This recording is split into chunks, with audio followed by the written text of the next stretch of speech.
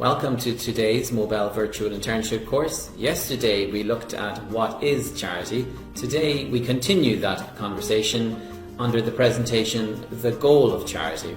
So what is the aim of charity? Why do charities exist?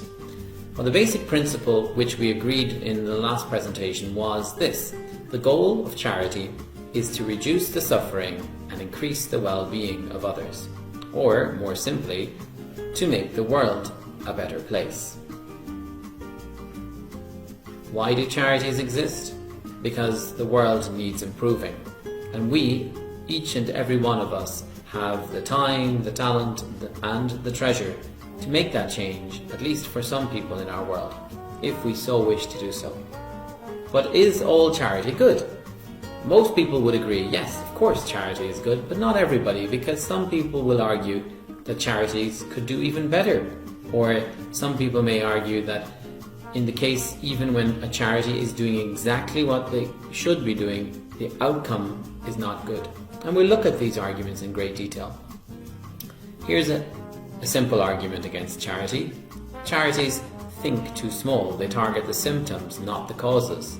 For example, a charity may help one poor person, but they're not helping solve the problem of poverty in society. That's an example of thinking too small. Another argument against charity is that charity can become a substitute for justice or change. In other words, a charity may accept an injustice in society and simply try to help the people who are being affected by that injustice rather than actually change society. Another argument against charity is that it fails to change society. It doesn't hold society to account, or that a charity may benefit the state more than the needy. The existence of charities may be letting governments off the hook. Did you know, here's a question, that many essential services we now expect governments to provide were either provided by charities or not at all? In the UK, people use 999 to call the emergency services. Quite likely, if you call an ambulance, you will get an ambulance from a charity, such as the St. John's Ambulance Service. So let's continue the arguments against charity. Some critics say that charity may lead to favouritism, not fairness. In other words, that we don't always choose a charity that is doing the best work or has the best outcome. We're biased and not necessarily choosing well.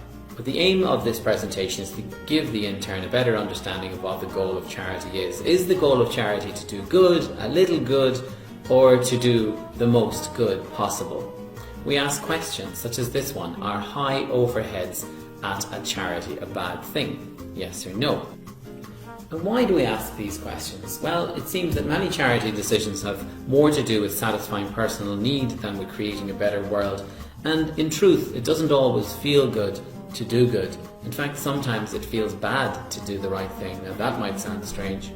But once you've taken these presentations, I think you'll realise that the goal of charity is not to benefit ourselves, but to benefit the world. And that's the type of understanding that we're aiming to get to in this internship course. So I've given you a quick flavour of what's going on. I won't show everything because this is the exclusive domain of Mobell interns, but you're more than welcome to keep watching these videos and hopefully someday we'll see you on the course. Thank you very much.